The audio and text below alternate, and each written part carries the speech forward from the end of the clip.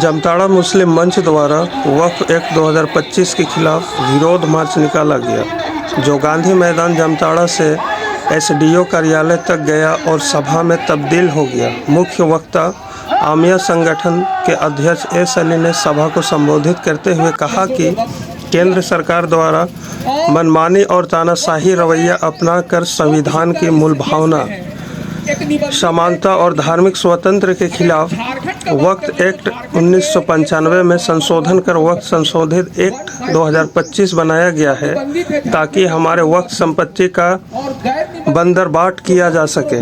सभा को मोहम्मद अलीमुद्दीन अंसारी, इरशादुल हक, मोहम्मद सादिक अंसारी, हाफिज मोहम्मद, नाजिर हुसैन, तनवीर आलम, रिजवान शेख, मोहम्मद अजहरुद्दीन, मोहम्मद अलाउद्दीन, शेख हलीम, जहांगीर और भी साथी मौजूद थे।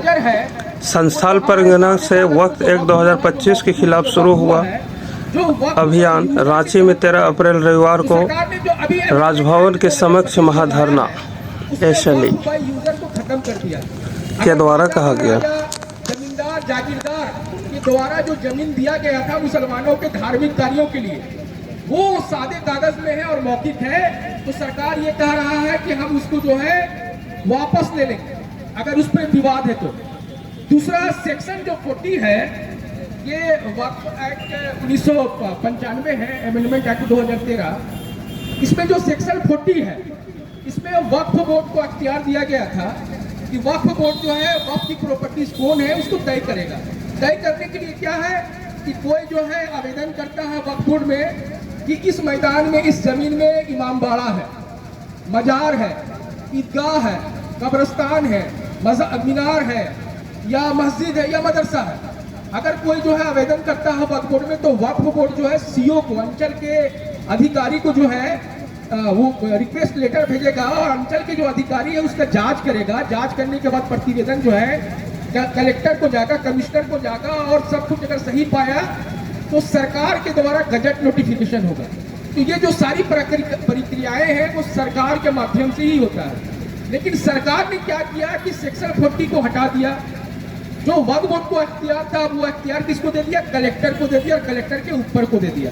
तो जाहिर से बात है कि कोई कंप्लेन करेगा किसी जमीन वक्फ की जमीन पर, तो वो क्या होगा कि कलेक्टर साहब जो है ना बोलेंगे कि ईद का नमाज नहीं होगा जब तक इसका फैसला ना हो जाए, मस्जिद में नमाज नहीं होगा, कब्रिस्तान में मिट्टी नहीं होगा जब तक फैसला नहीं हो जाए। और फैसला कब आगा कि तो आपको पता है न्याय का क्या स्थिति है देश और प्रदेश में।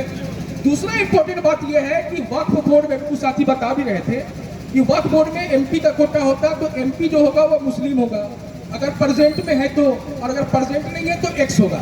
जैसे कि झारखंड में पहले प्रेजेंट में नहीं था, तो कौन हुआ करते थे एमपी कोटा से? तो सलाउद्दीन अंसारी साहब, आपके बगल वाले फुरकान अंसारी साहब उसके वक्फ बोर्ड में मेंबर होते थे वक्फ कोटा, एमपी कोटा में। लेकिन अभी क्या कर दिया कि इसको जर्नल कर दिया। जर्नल कर दिया मतलब अब जो एमपी कोटा में होगा वो निशिकांत दुबे भी हो सकता है। निशिकांत दुबे भी वक्फ बोर्ड में मेंबर हो सकता है। उसके अलावा 2 और हमारे गैर मुस्लिम भाइयों को जो है उसमें मनोनीत करने का कानून लाया गया है। उसके अलावा जो है ज्वाइंट सेक्रेटरी लेवल के एक सीओ होंगे जो भी गैर मुस्लिम होंगे। बार बार ये कहा जा रहा है कि हम महिलाओं को अधिकार देंगे, महिलाओं को अधिकार देंगे, लेकिन इस एक्ट में 1995 का एक्ट में महिलाओं को शामिल करने का निर्देश पहले से, लेकिन जबरदस्ती ये झूठ बोल रहा है।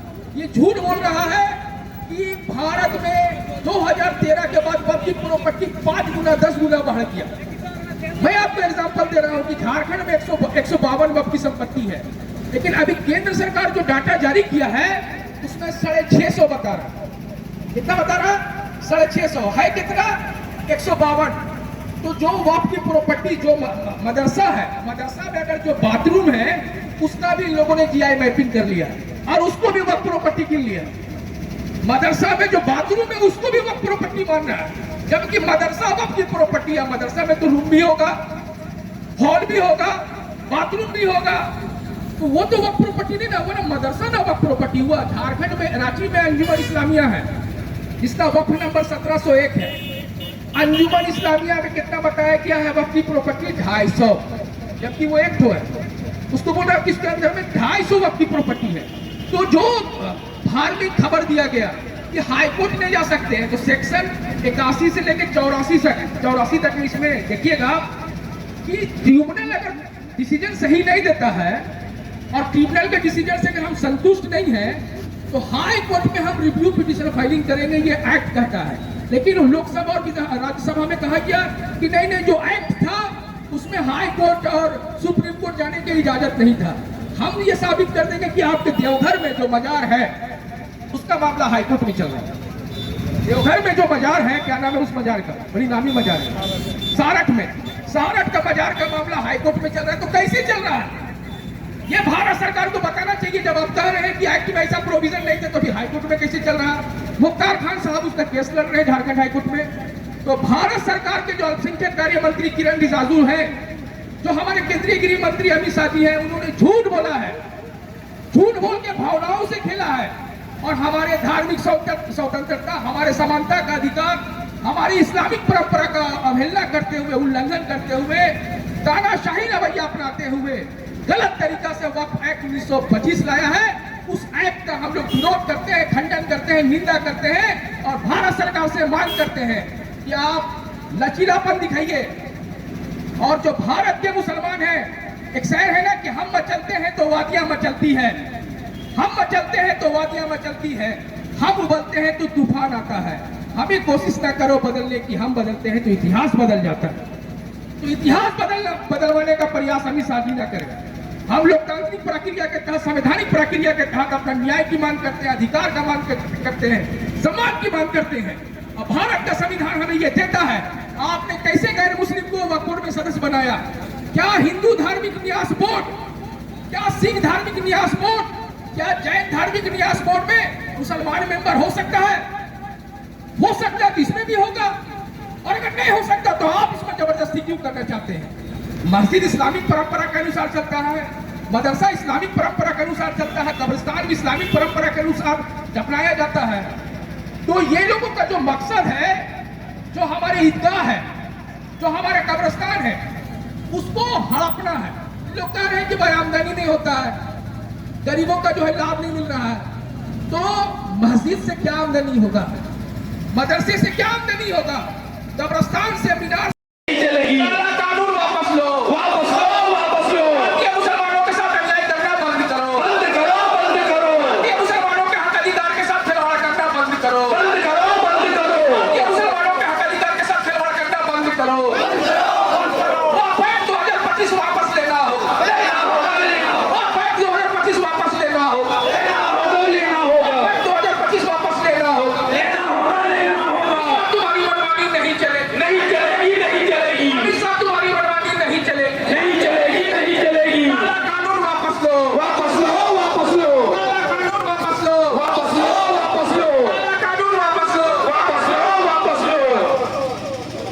मोदी सरकार हाय हाय, मोदी सरकार हाय हाय, मोदी सरकार हाय हाय। मोदी सरकार की गुंडागर्दी नहीं चलेगी, मोदी सरकार की गुंडागर्दी नहीं चलेगी। अमित शाह तेरी गुंडागर्दी नहीं चलेगी, मोदी सरकार तेरी गुंडागर्दी नहीं चलेगी। चलिए भाई, आप लोग साथ मिला दीजिएगा, चलिए।